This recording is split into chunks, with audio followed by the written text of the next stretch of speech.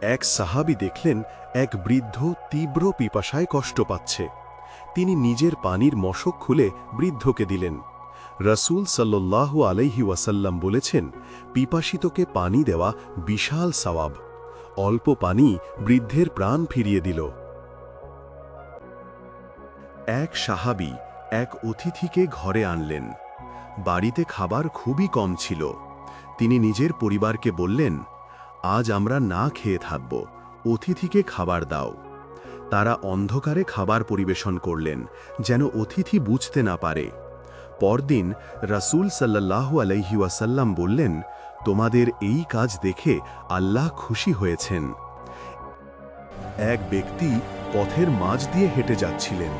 তিনি কাঁটাযুক্ত ডাল রাস্তার মাঝে পড়ে থাকতে দেখলেন। তিনি সেটি সরিয়ে একপাশে রাখলেন। রাসূল সাল্লাল্লাহু আলাইহি ওয়াসাল্লাম বললেন, মানুষকে কষ্ট থেকে বাঁচানো সোয়াব। এক দুঃখী মানুষ রাসূল সাল্লাল্লাহু-এর কাছে এলেন। রাসূল সাল্লাল্লাহু তাকে হাসি মুখে অভ্যর্থনা করলেন। মানুষটি বলল, আপনার হাসি আমাকে শান্ত করেছে। রাসূল সাল্লাল্লাহু বলেন, হাসি মুখও সদকা।